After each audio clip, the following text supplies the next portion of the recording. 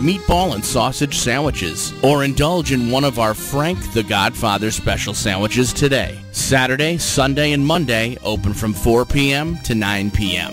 Come and experience true Italian perfection, Bocce's Italian Bistro. Visit the website bocceitalianbistro.com. That's BACIITALIANBISTRO.com. Located at 8830 East Germain Road in Mesa.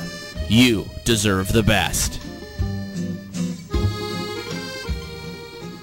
You also deserve the best at CAClive. Tom D. Camillo, Joe Carrero. We are live in the Santan Valley in the studios of CAClive. And this is CAClive, and we're talking baseball today. Pitchers and catchers will be reporting soon at the major league level, but for Central Arizona College, games start tomorrow night at Arizona State University. The Vaqueros are taking on Western Nevada at 7 p.m. at ASU. It's the first of a weekend series. On Saturday back at CAC, the two teams will hook up at 2 o'clock, and then 11 a.m. doubleheader on Sunday down at Central Arizona College's Signal Peak campus. And right now we have three players and head coach John Wente in the studio. John, welcome back to CAClive. We appreciate you coming back. Thanks for having us. And I know our listeners and our watchers can see the players have joined us here, and it's the 4J's day. Everybody's first name starts with a J that's in the room here. So to John's left, Jordan Donatoff. Jordan is from Phoenix Horizon High School graduate. Jordan, welcome to the program. Thanks for having us on today. What was your impression of the studio when you walked in? I was really surprised with it, actually. It's got a lot going on. We got the pinball. It's really got a game atmosphere going on, so feels good for baseball. It's I know John, I know Jordan Kipper, who's over here to the right of Joe Carrero. Jordan, you had been here before, so you didn't give away any secrets before they came in? No, I let them find out for themselves. So, and then between the two Jordans is Jess Amadei. Jess from Fort Collins, and went to Rocky Mountain High School. And Jess, give me your impressions of the studio. I like it a lot. It's got a lot going on in here. I would say it's the best place to watch a Super Bowl. Yeah. You can have a great Super Bowl party here. So let's start with John here. And John, when we had you on before, we talked about a lot of the success that the CAC baseball team has had over the years. This year, the NJCA Division I preseason rankings come out, and CAC's listed number one in the country. Give us your impressions of that. Is that a good thing, a bad thing, or is there a big target on your back? Oh, it's both. I mean, it definitely is a big target on our back because, what we've earned throughout the years with our tradition and our program is we're going to get everybody's best effort. And I think that's kind of cool to, when you put that central jersey on, everybody's going to play their best against you, and you're going to have to play just as well to beat them. Talk about from a standpoint of recruiting, when players see that, when they're looking at going to the 2-year college route, what kind of impact does that have? Well, it certainly has an impact because we continue to get great players like the guys here and the guys that have played before. Anything that our players do or our program does is a chance for us to use in recruiting. And, the coaching staff, Coach Orchard and Coach Gillich, have done an unbelievable job of recruiting great players because we're certainly only good because of our players. When you're listed number one like that, now you go into a game tomorrow night, is there anything you have to talk to the players about and say, okay, that's on paper, you still got to go out and play the game? Yeah, we talked about it before, but now it's season time, and those things don't really matter because you don't earn anything in the NJCA by being ranked number one. It's not like, we get an automatic bid into something. We still have to go out there and earn it. And Western Nevada is one of the top 5 programs in the country as well, so we have our work cut out this weekend. That's a team, Western Nevada, that you end up sometimes seeing in the playoffs down the line. How much does an early season game like this have an impact down the line, or does it at all?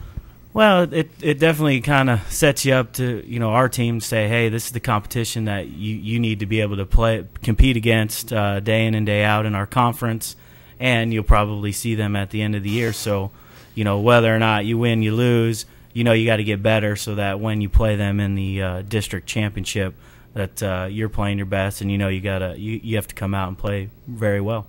We talked about this the last time, but for the listeners that are joining us for the first time, I always have said that being a coach at the 2-year level is one of the most difficult challenges because you have to recruit every year. You don't have somebody for 4 years.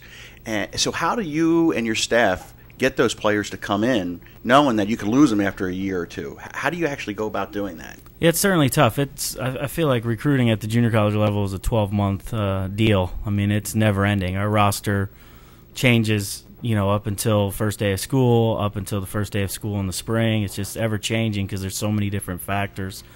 It's certainly tough, but you have relationships with coaches, you have relationships with advisors, you have relationships with different people that help you identify the players that you need in your program.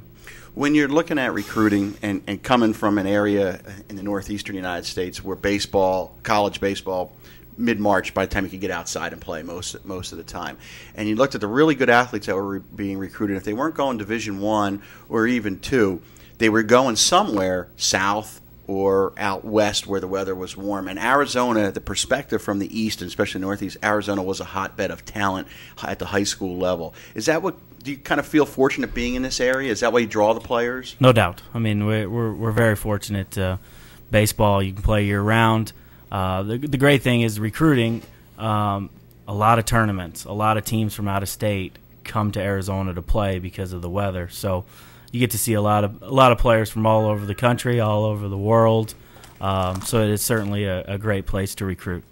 Well, let's bring in some of the players here. First, Jordan Kipper, who's a veteran of the show. He's been on before. And Jordan, when you heard the statement that I made to John about being able to play almost year-round, is that what you did growing up in this area? Yeah, pretty much. I mean, it was just nonstop. I mean, if I took any time off, it was a month at the most. Were you able to play other sports, or because the opportunity to go outside and play baseball year-round, did you end up focusing on that? I mean, when I was younger growing up, I pretty much played whatever, but I mean, baseball was my main focus. So why did you end up choosing CAC? I mean, just the fact that it's a great program, got a great coach and Coach Wente. Because of here. Whole coaching staff as a whole is a great group of guys, and then just the vibe we get with the players and stuff. We just bond real easily. Let's bring in Jordan Donatoff. Jordan, again, we said you're from Phoenix and went to Horizon High School. Why did you end up choosing CAC? Well, I actually transferred last year from Oregon State. It just wasn't the right fit. I wanted to come home, and I wasn't actually planning on coming to Central, but I came to their first playoff game, and there were about 35 fans there, and I think 30 of them were pro scouts, so I thought it was the best place to come out here, get some looks, and play for a team that's really shown themselves and shown they can compete every year, and I want to come down here and be part of that. Playing up in Oregon and now playing here, weather obviously was different. What was it like? Spring, when you start in the spring, obviously it's colder, it's damp. Yeah, actually, the first game I started there was against Oklahoma, and in the 7th inning it started hailing, and it was a little bit of a shock out there. We got the rain every day, and you don't see a whole lot of the sun, but it's nice coming back, and you definitely get to come out here and play, and you take that for granted when you live here every year. It's John knows I was the sports information director at Westchester University for 16 years, and we played LaSalle. We were Division I for a while in an opening game early March, and it was snowing. Yeah. And it was really coming down. And they had to stop the game at one point because the ball being white and the snow being white, you started losing it in there. But you kind of see the difference, I guess, in athletes being able to play year-round. Yeah, I think it helps with the consistency a lot, just being able to come out here and every day you can go out and take reps and you can be on the field and be in the sun. And it's mid-January and we're playing in 60, 70-degree weather, and people just don't understand how great that is. Yeah, when it's 19 like 2 weeks ago at night, that's a little bit unusual. Let's talk to Jess a little bit. Jess, you're from Fort Collins, and how did you end up at CAC? I actually transferred in this year as well. I went to a school in Colorado, and the main part was weather and getting reps and getting better as a player and as a person, and I felt like this was just the best fit for me to be the better player, person, whatever. Does weather really? And I'll ask you, Jess, and then the two of George can chime in. When you're looking at schools, even now, when you go take the next step after CAC, is weather a factor in where you want to go play? A huge factor, because when you're a player, you don't want to be inside, and that's the last thing that you want to happen. So in Colorado right now, we'd be inside in the gym, just throwing in the gym or hitting in the gym, And right here, we're outside in 60-degree weather, hitting BP, practicing, doing whatever we need to do to get ready for the season. That's interesting, John, that he said that, because I know especially a lot of the northern schools, or where it's cold or damp, they're strictly inside in batting cages, trying to hit on hardwood floors with softballs. What kind of difference is it for a player to be able to do what you can do at CAC compared to play inside? Well, I've coached a couple years in the Kansas and Texas, and it's just a constant battle. You get stuck, you get frustrated because you play a game, and then for another week you can't go outside and practice those things. You got to practice them in a gym or in a warehouse. So it's certainly an advantage. I mean, this weekend put a strain on our program because we got rained out a few days, and only could hit in the cages, and that you take that for granted, but that's something that happens almost every day in the Midwest or in the North, and so we're certainly fortunate to be able to practice and not worry about, what are we going to do today because it's raining. We don't usually have those difficulties. When I'm hearing what the players are saying, and I'm hearing from what you're saying, when you're looking at these players going on to the next level, be it 4-year or getting a shot in the pros, it sounds like reps are the most important thing, and that's with weather and the facilities at CAC being able to do that. That's a key. Yeah, baseball's a game of repetition. Probably of all the sports, it's more repetition. So, I think baseball players understand that being able to do that on the field day in and day out is going to make them a better player. So, the nice thing is when they leave from CAC, you got a lot of the bigger Division I's, whether it be in the Midwest, whether it be in the North. Now they have huge indoor where they can almost feel like you're practicing outdoors because their indoor facilities are so big. You're listening to CAC Live. Tom Camillo along with Joe Carrera. We're visiting with the Central Arizona College Vaquero baseball team. The Vaqueros open up tomorrow night. They're actually getting an opportunity to play at ASU tomorrow night. They're playing Western Nevada at 7 p.m., and then they're home against Western Nevada at 2 o'clock on Saturday, and then a doubleheader on Sunday starting at 11 o'clock. We're visiting with Jordan Donatoff and Jordan Kipper, and along with Jess Amadei, three of the players from CAC. And, John, why don't you take us through the three players that are in the studio and tell us about them, their positions, what their strengths are, where they fit into the program this year. Yeah, Jordan Kipper is the only returner here. He's a right-handed pitcher. Won multiple games for us, was probably our ace for most of the year last year. Every time he takes the ball, you have a chance to win. He's never going to beat himself. He competes. He wants to win. He wants to be the best he can possibly be. He's fortunate enough he signed with Texas Christian University for next year, so he's been drafted multiple times. He's really just one of those guys in the program that you're proud to have in the program because he fits the mold of what a Central Arizona baseball player is. Jess Amadei, like he said, transferred from Northern Colorado, right-handed pitcher. He's got a chance to be real special. I mean, his stuff is outstanding. He'll start this Saturday at 2 o'clock against Western Nevada. His first time on the mound for us, but his breaking ball is legit, and he's signed with University of Texas Arlington for next year. And then Jordan Donatov is kind of our leadoff guy, kind of sets us off in our lineup. He's our center fielder, just tools guy. I mean, he can throw, he can hit, he can run. He really just sets the tone, and he's become such a great leader for us this year. Usually guys coming in, transferring, they kind of take a back seat. He's kind of been a vocal guy with our position players.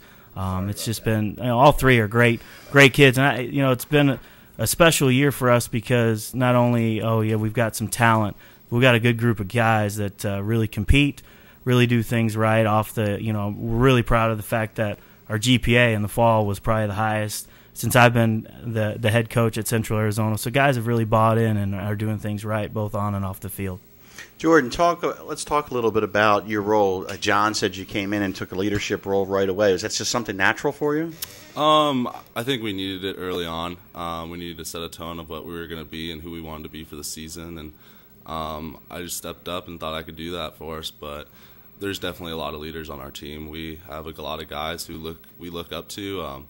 We expect a lot out of each other, and when someone's not coming through, we have someone to pick us up. So I think that's the biggest thing about our club. What was the hardest part about coming to a place like CAC after being at another school and there's already guys on the team?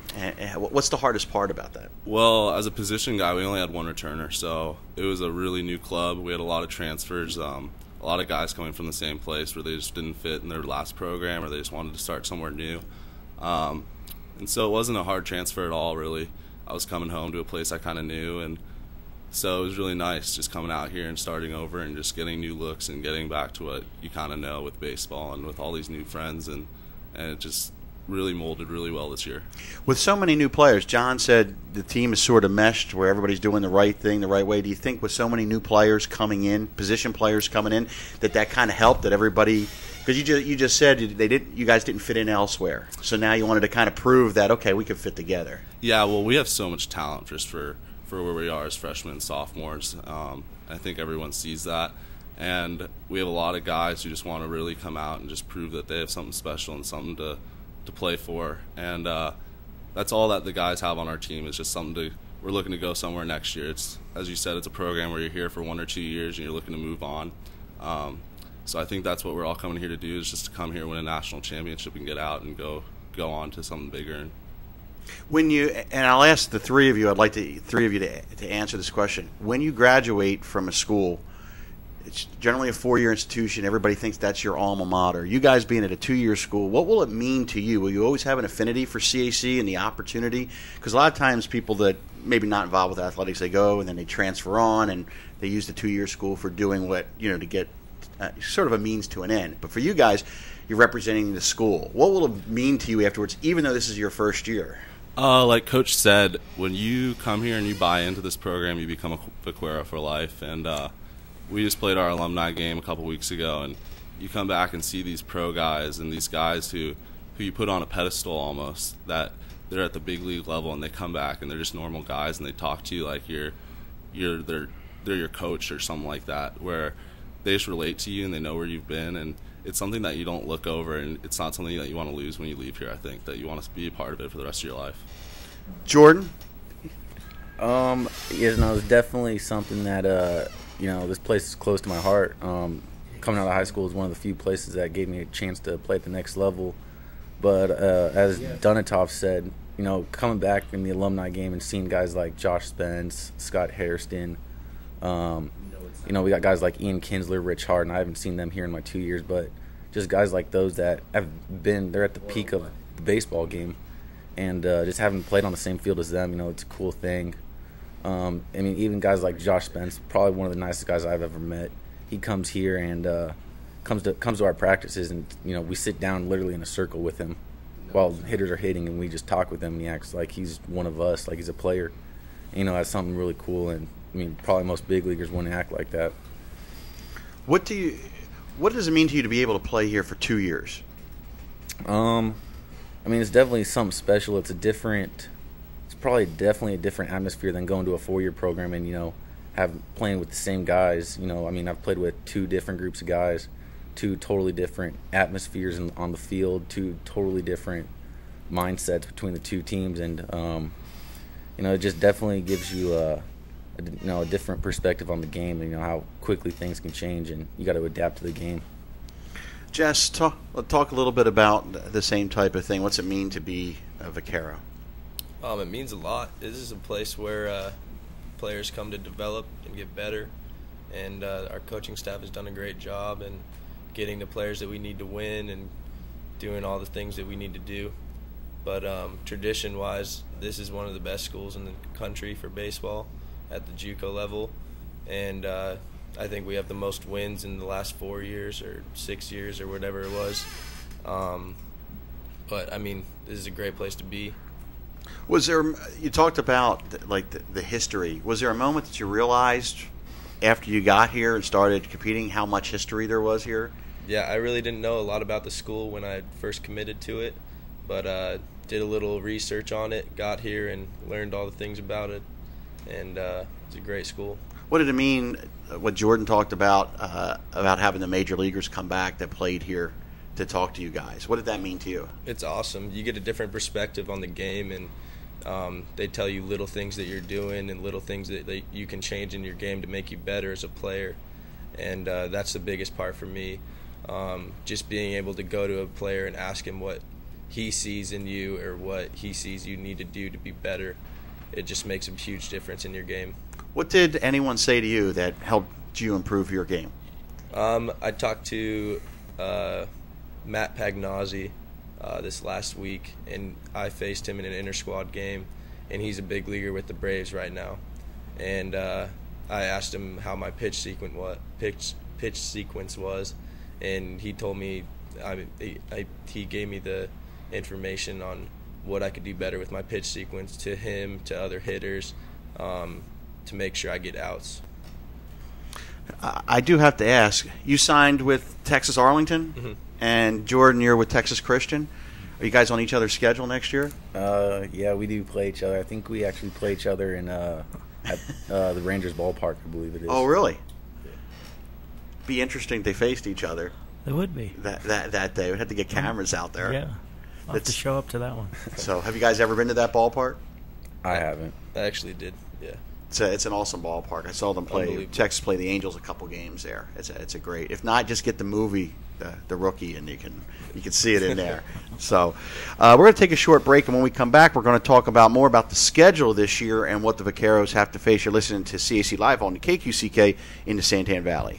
Santan Motorsports, located in Queen Creek, specializes in off-road ATVs, dirt bikes, UTVs, side-by-sides, street bikes, and provides performance work. Santan Motorsports is your local dealership for off-road parts and accessories. They provide and pride themselves on excellent customer service and a staff that understands all aspects of the off-road business. Come in and browse our dealership and find those parts and accessories you've been looking for. Check our website, santanmotorsports.com, for monthly specials as well as used equipment. Santan Motorsports, your one-stop shop for sales, service, and knowledgeable staff. Located in Queen Creek on Power Road and Santan Boulevard, or call 480-988-0580. Santan Motorsports, we're here for you.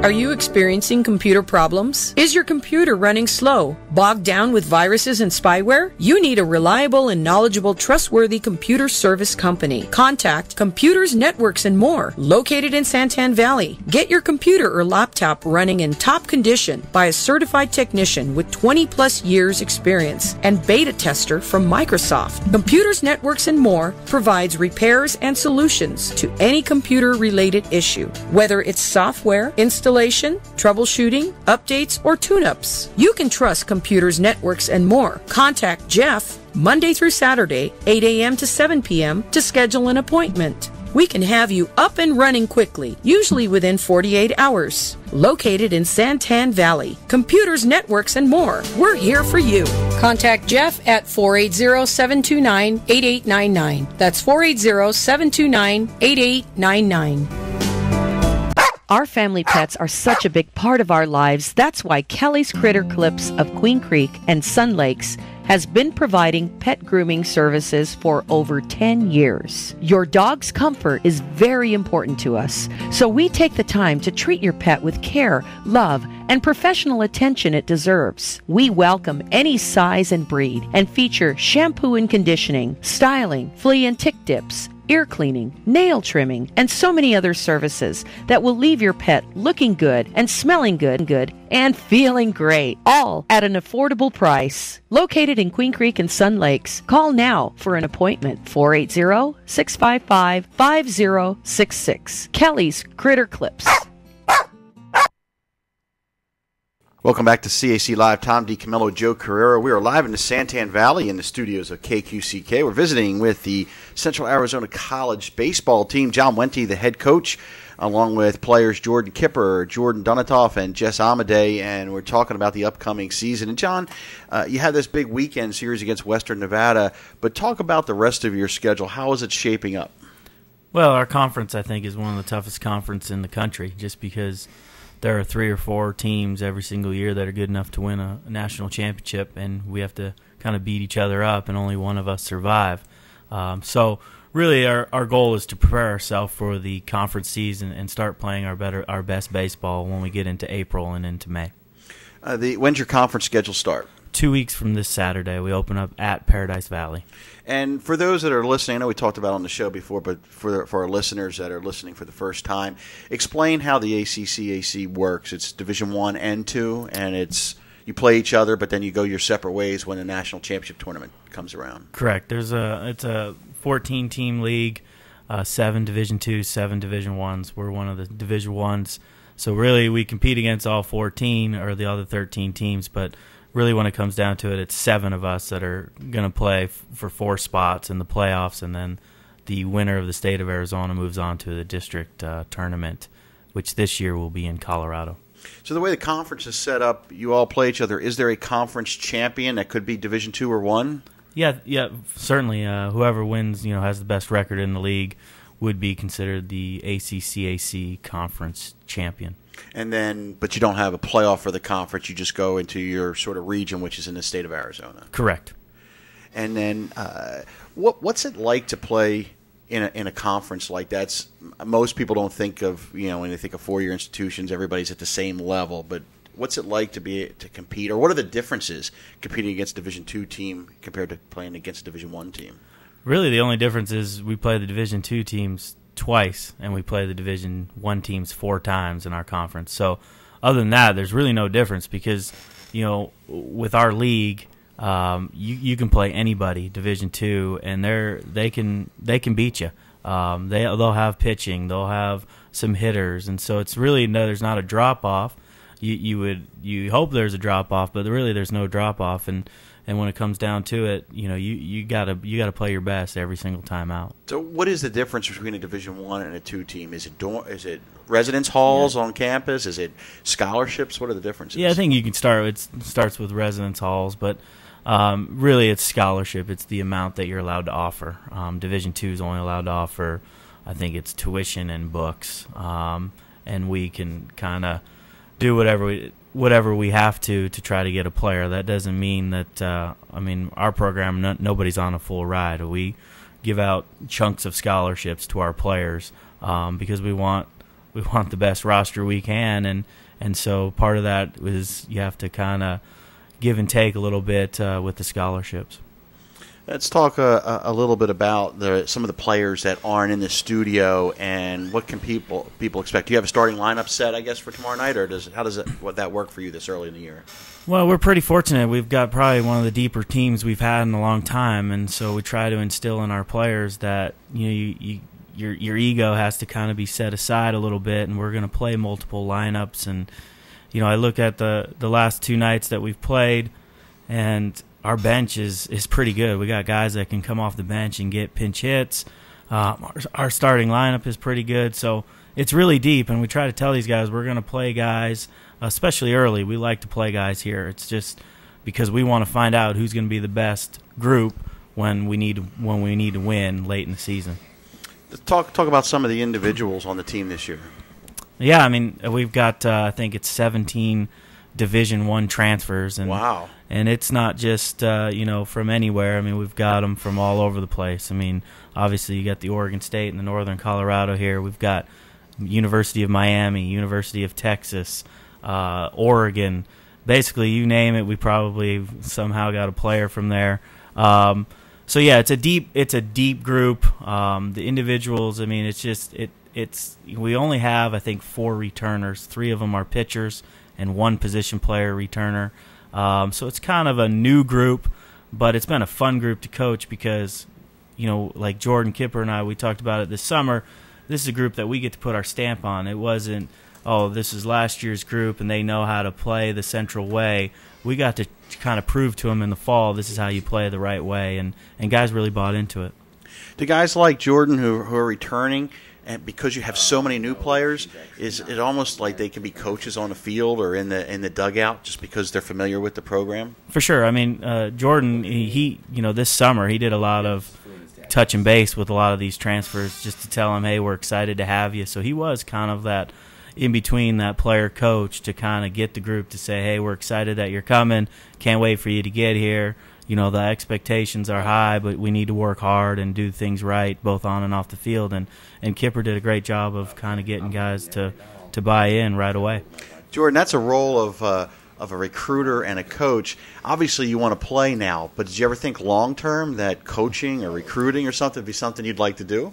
No, I've never thought that far down the line. But you took a little bit of that role this summer. Why did you end up doing that?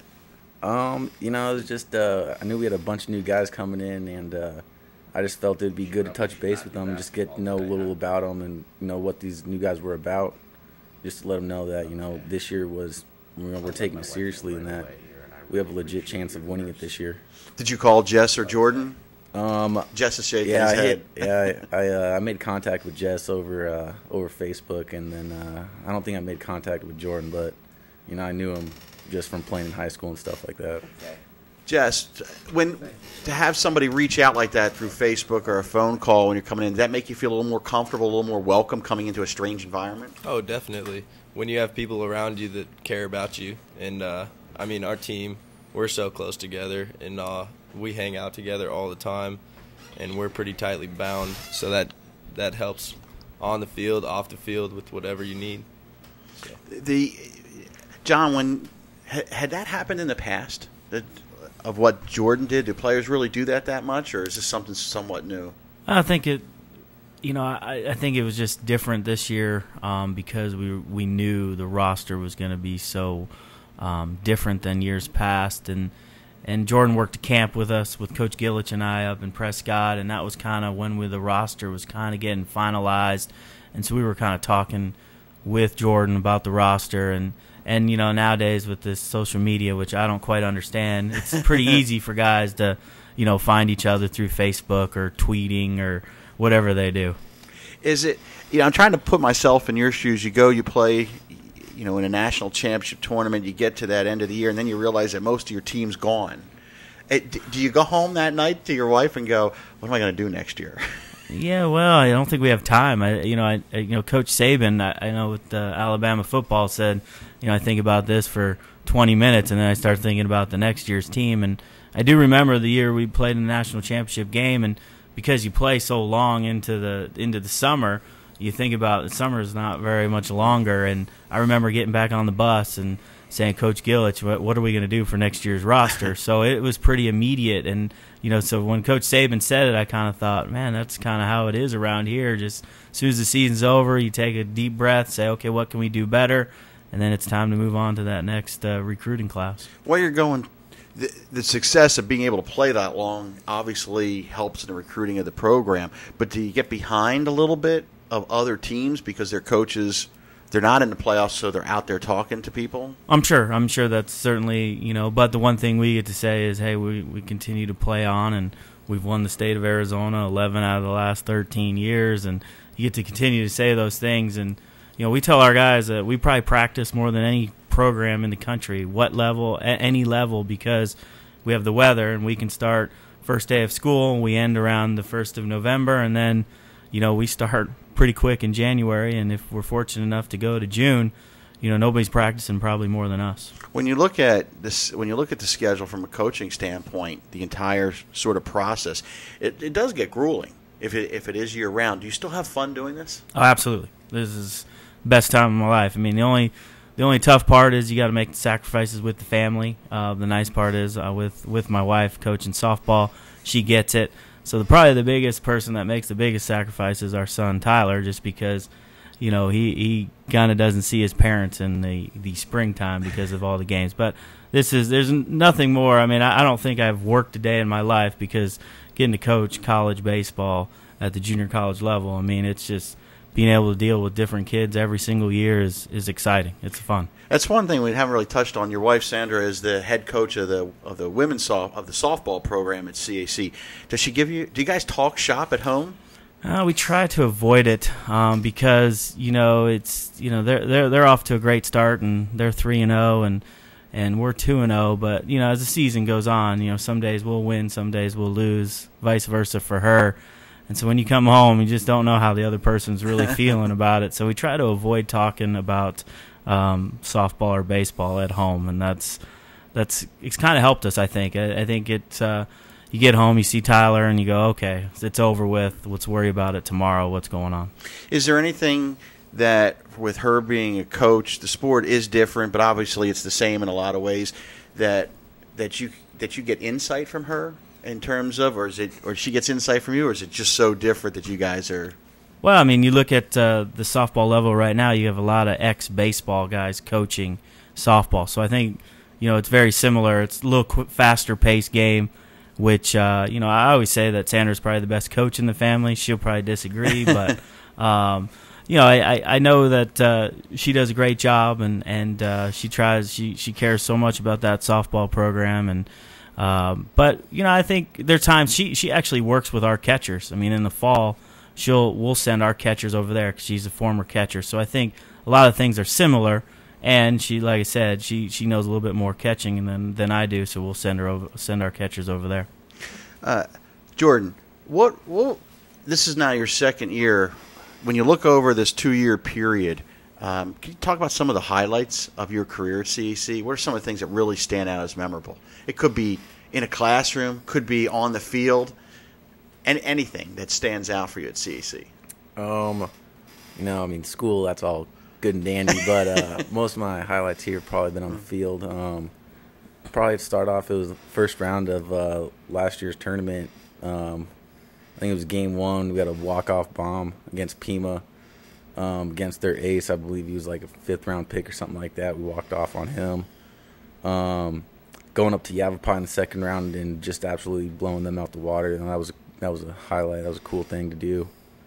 And then, my first start this year, it's always, just starting the game is always a fun thing to do. It's cool. But, those two from last year are probably the highlights so far. Jordan actually, he'll downplay it a little bit, but he was actually the male student athlete at Central last year. So I know he says the school's all fine and dandy, but he does an outstanding job in the classroom. That's when you were looking at schools. Why did you end up with TCU? Well, my good buddy, he's down there. He's a sophomore this year also, and so we kind of had a little connection through that. And I've been down there a few times, and just the environment, the people. The coaches down there, just kind of everything about it. I felt, like it was a good place it was a good fit. I enjoyed being down there whenever I was down there. It's a beautiful location that they have down in that area. And Jess, how did you end up picking University of Texas at Arlington? Like you said, it's a beautiful area, right on the outside of Dallas. I went out there for my recruiting visit, saw the campus, loved it. Beautiful place, and love the coaches. And the biggest part was I got a good scholarship, and I'm going to make an impact next year.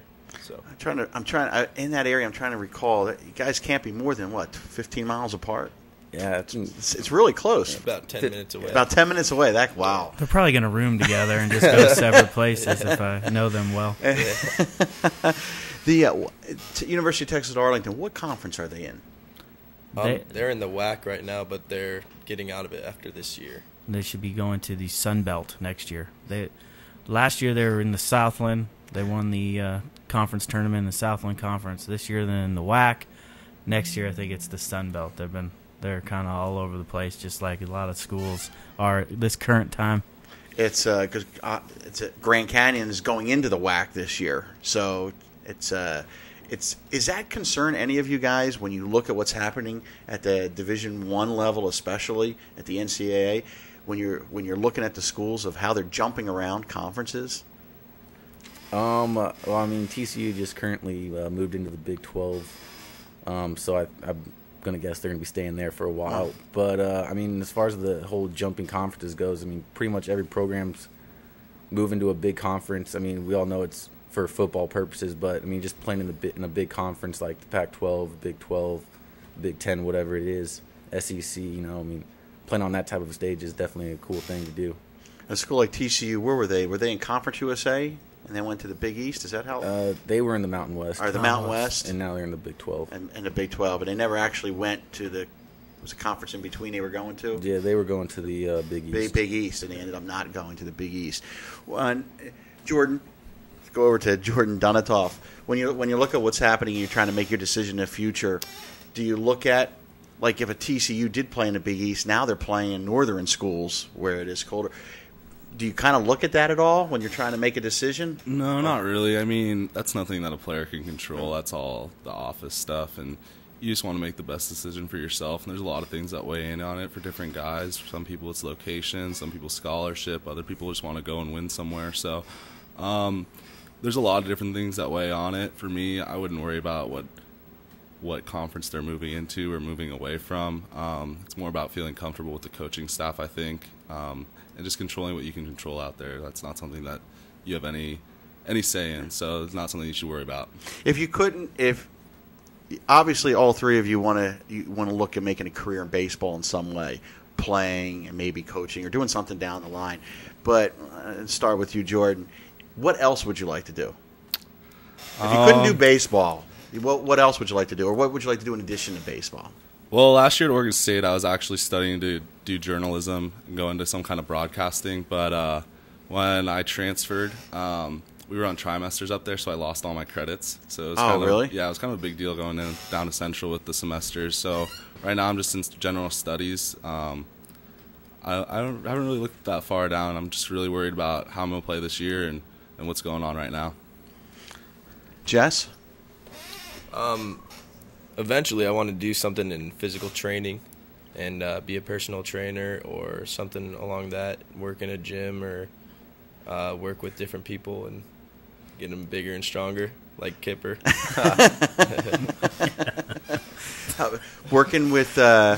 Be interested working with, like, pro teams or college teams as an athletic trainer along those lines? Anything along those lines. That's great. I'm going to start off and say I take credit for getting him as big and strong as he is right now. But right now I'm just working on getting my business degree here at Central. So, my plan is to do something in business, whether, not sure exactly what it is. I want to do something in baseball. I know that. How important is it for you to get your degree? Whether you get it, you go on to the pros and come back and get it, how important is it for you to get that, to finish someday? It's definitely important just because, I don't know when baseball is going to end for me. It could end tomorrow. It could end 5 years, 10 years from now. And just to have something to fall back on, it's huge these days. It's real big. I know his dad, and his dad would hurt him. Yeah. Probably his mom, too. So I'm pretty sure that degree is pretty important. Jess, important to you to get it done at some point in your life? Definitely. Nowadays, you need a degree to get a good job and get good money. And I've already bought into going to school and trying to get my degree, so might as well do it, Jordan? I don't know if it's as big as a priority for me to get my degree, just because I've thought about going and working for my dad after baseball, but I've been told if I do end up choosing to leave school after this year that I won't want to go back, so we'll see how that works out in the future. John, when you're making the pitch at CAC and you look at the GPA that you talked about, obviously that's a key component, is that they are student athletes when they come here. Describe that with the program for those listening, that if they have kids out there that they want to come to CAC, they're coming to get an education, or at least a basis of an education that they can go on and do something else. Yeah, we tell our recruits that we expect them to graduate from Central. It's getting tougher and tougher to play Division I baseball based on the academics. The NCAA is, raised the GPA, raised the core classes, raised how many credits you have to have, and so we tell our guys if you want to move on, and like I said, part of the reason why our program has been successful is because our guys have moved on to the Division I level and been successful there. And the key component to that is academically they're successful. And guys keep coming back. The ASUs of the world, whatever school it is, they see one of our players a couple years ago comes in, and he's got the academic piece. They come back to Central and say, hey, where's the next guy? Because I know he's going to be academically sound. And, that's a tribute to our school.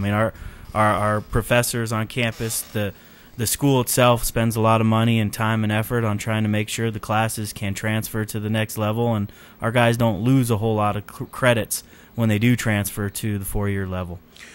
How important is it for you as a coach, even though you're not an NCAA school, you operate under NJCAA rules, but you have to be aware of what the NCAA is doing to get these guys to the next level? How much is it a whole sort of village to help these guys move on to the next level? I think it's a key component. I mean, if we were oblivious to how you had to transfer to an NCAA school, our guys wouldn't trust us. And that component is coaching staff, talking to the NCAA coaches, saying, hey, what's the next rule that's coming up? What's the next thing that we need to be aware of so that we can make sure our guys are doing the right things in the classroom? I was at the NCAA convention in Dallas about a week and a half ago, and I looked at some of the Division II proposals that were just at Division II, and some of the core requirements they're proposing to change, adding a science component, making sure that they have their degree done at a 2-year level, or this amount of credits that they have to pass at a certain level. So it really is getting harder. For sure. I mean, I think they're trying to weed out the guys that just want to play, their sport just to play it and not care about the academic side, because obviously, like you said, they are student athletes. Jordan, when you came to CAC, well, not even CAC, but playing college ball, and you look at, growing up, you play high school, you're in high school, and all three of you guys can kind of answer this. You're in high school, you got to maintain a certain grade, point average, you got to go to school, stay out of trouble, you go and play. But when you came to college and you start looking at all the requirements, not just at CAC but at the NJCAA level, and then looking at the NCAA level that you want to go on to, was it a little overwhelming or daunting? Did you really expect that? I mean, I think the amount of credits that you need to have just to graduate from here to move on, I think is like 60-something, which is kind of a lot. But I mean, I was fortunate enough to come in with quite a few credits that I had from high school that transferred into here. So, I mean, I was able to take a few less classes this semester, which I think is going to help me. Jordan, you came from a Division I school. When you first went to the Division I school, was it sort of a shock at everything you had to do, or were you prepared to? I think as a player, you kind of get those expectations from your coach that you have to be ready to go in every aspect of being a college student and an athlete. There's a lot required out of you in the early mornings and the workouts, then going to class and trying to fit everything in there. But the coaches make it work for you, and you have to work hard. There's no doubt about it. But if you're willing to work hard, that's what it's about, being a player. It all comes together, being on the field and being in the classroom. And we're student athletes, and we have to take everything seriously that we do, or else the field will fall apart if it doesn't happen in the classroom, and vice versa. I'd like to get Jess, too, your perspective on that, because it is a lot of paperwork. You go into an NCAA school, or even coming to college in general, everything that you have to do just to be able to end up on the field. There's so much sort of red tape you got to go through to get to that point. It's definitely a lot to deal with, and I feel like when coming back to Central and kind of getting all my core classes and doing all the stuff that I need to do so I could work on my degree when I go to the new school is huge. And like Jordan, a lot of my credits didn't transfer over to Central as well, so I'm kind of starting from the base and just trying to get all my credits so I can go to the next school. What's the biggest difference for you going from a Division I school to CAC? And I'm not so much sure talking about like the level of the program, but more the institution. Is there more comfort level for you here that you can kind of get what you need in the classroom and on that side, then to take the next step to play ball at a higher level? Yeah, I feel like, when you go to a Division I school, you're in a class of 300 kids, and you're not on a personal level with your professor, so the chances of getting help are slim. But you come here, you're in a class of 15 kids, you're really one-on-one with your teacher and get to know your teacher very well, and I feel like that helps with your academics as well. Did you like that aspect as soon as you came, going from those big classrooms that first week of class when you were here? Loved it. Those were stressful. Sitting in the back of a 300 student class is the worst feeling. It's like being at a performance. You're sort of out of touch. Did you feel the same way, Jordan, when you transferred back? I wasn't in any big classes at Oregon State. I didn't have any lecture halls or anything like that. But there's a lot more freedom here. Your schedule isn't as packed with the study halls and all that, the coaches give you a lot more freedom, and they trust that you're going to get your work done. It's also nice because I'm on online classes, so my day is pretty free other than baseball, so it's pretty much just getting it done on your own pace and just staying on top of your work. Does being a student athlete help you stay on task? Because online courses are difficult because it's very easy to blow those off and wait till the last minute. But student athletes often said are the most organized because they have to be. Exactly. You don't have a choice. If you want to play out there, you got to get your stuff done in the classroom, and so it just comes with being an athlete. You got to get your stuff done, and you know that. What sort of if your classes are online, what sort of a typical day for you? You have practice at a certain time. Get up at 11. Do you work better at night? I actually wake up really early. I wake up at about 7:45 every morning, but I usually put my work off until the end of the week and get it done on Sunday, and that's usually my day of homework, and other than that, I focus on baseball here. But, yeah. Do you guys have online classes, Jordan, or do you do mostly in... I got one online class, and it's pretty much homework's due on Sunday. So, I mean, if I get to it, I get to it. If not, I usually try to get done on Saturday or Sunday. But, I mean, the work's not really strenuous, so it's nothing that it's not going to take me all day to work on. Take me probably like half an hour at the most. Is it, with an online classes, are they harder or easier than going to class? Are they just different? I'd say they're just different. I think it depends on what class you have. I mean, there's some classes that I feel for me that I need to go into class and actually see an instructor and get the work from him. And then there's other classes where, like electives or something like that, where I feel like I can just do it online and be fine with it. You can't do basketball class online, though. No, you got to go to class for that one. Jess, talk about your kind of schedule. You doing online classes too, or mostly in class? I have 2 online classes right now. I have a math class and I think it's a computer programming class. But for me, I'd much rather have in-class classes, but those were the only 2 that I could fit in my schedule. Do you guys think that being able to go to class now, you're doing all online, Jordan, all of yours online? Yeah, I'm taking 13 credits online this semester.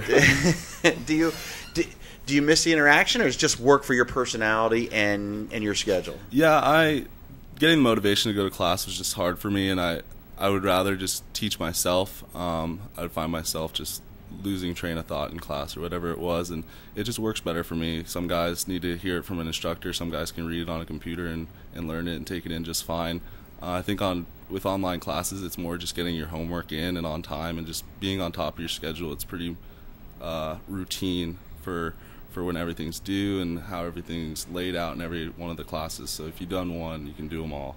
John, it's really different because there was a point where, obviously there were a lot of coaches across the country, banging pots and pans at 7 o'clock in the morning to get guys to go to class. Online wasn't really an option, but it's really different for somebody like Jordan. It really works well for him. Yeah, I mean, we try to tell our guys it's tough to do the online because you have to be on task and you got to stay on top of it. You can't miss. I mean, I teach an online class, and I know that the timing for people and the due dates seem to get missed, and it's difficult to help them because it's set in stone at the beginning. This is when things are due. So it's just kind of our guys trying to find out what's best for them. And Jordan, he feels comfortable in that situation. We're all for it. I mean, that's if he feels better that he can go out and work on his game and get himself prepared baseball-wise, and his academics are still going to be fine, and Jordan is a great student also, then we're fine with that. But a lot of our guys do need to be in that classroom and the discipline of knowing I need to be there at 8 o'clock or I need to be here at 9 o'clock.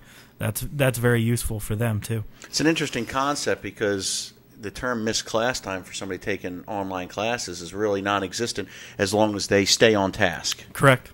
Yeah. So, but then again, on the other component, Jess, you were talking about it works better for you being in the classroom. I always thought that sometimes if you did everything online, depending on your personality, that you miss making some of those connections for the future. And it seems like you like being in the classroom. Yeah, I feel like you can learn a lot more, for me at least, just from hearing it from another person and actually seeing it being drawn on the board or typed on the computer or anything. I feel like I take the information in a lot better. that way. You're listening to CAC Live. Tom D. Camillo, Joe Carrero, and we are live in the Santan Valley studios of KQCK. We have about 6 minutes left on the show, and we're talking with the CAC baseball team.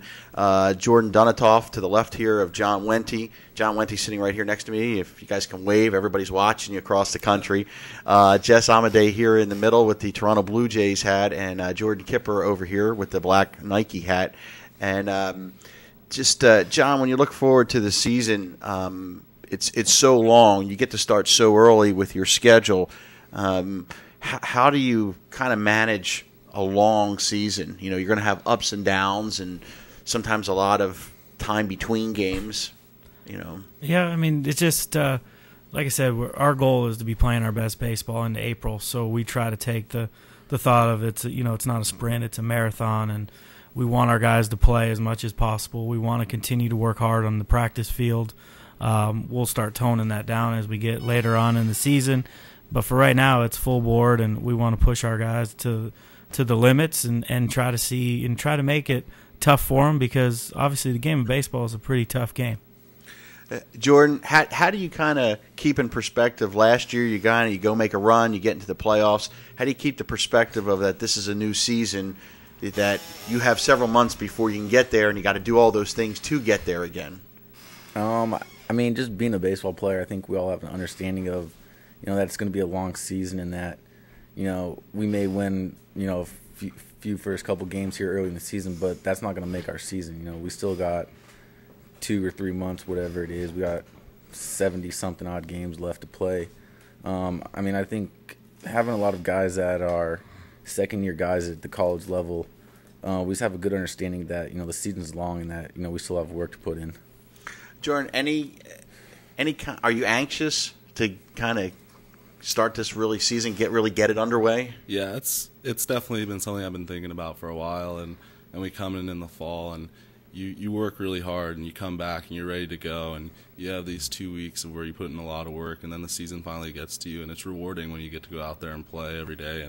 And we have a good ball club this year, and we expect to do a lot of good things. So we're ready to get going this year, I think. Do you ever take a look around, like you get out in the field and just kind of, when I was young and I played, I would sometimes at night games I'd take a look around and say, wow, this is really cool. I get to do this. Can you ever like absorb the moment?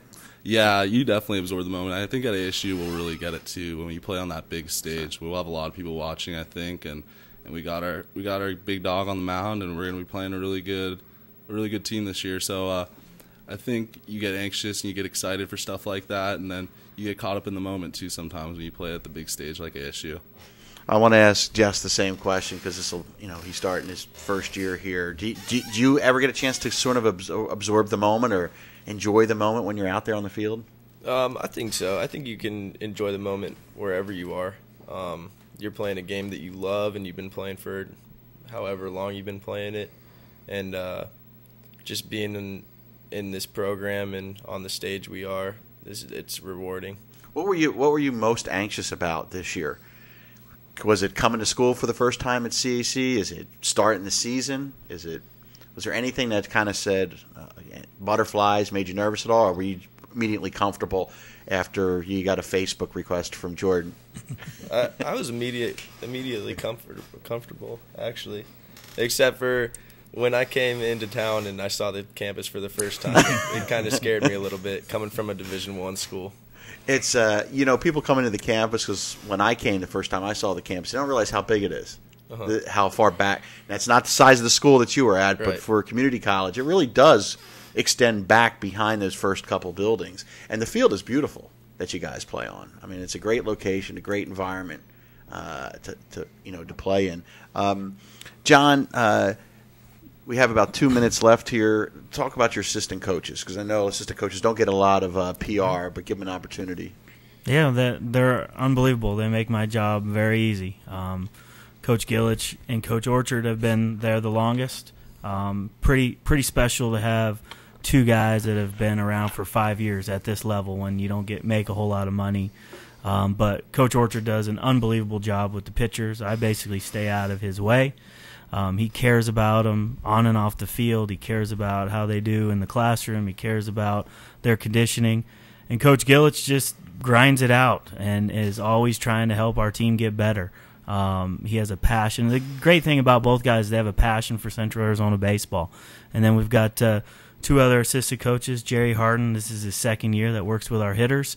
And then the cool thing is we brought in Jerry Ahern, who pitched here a few years ago to be an assistant coach, and his career's over, and he's got his degrees and wants to get into coaching. And it's kind of cool now to start maybe thinking about bringing in guys that have already played for us that kind of know, and now they can kind of relate with what these guys are going through. I think people probably don't understand, especially at this level, assistant coaches, a lot of schools, they'll come and go every year. Absolutely. This level with the money and all that, they do. They definitely do.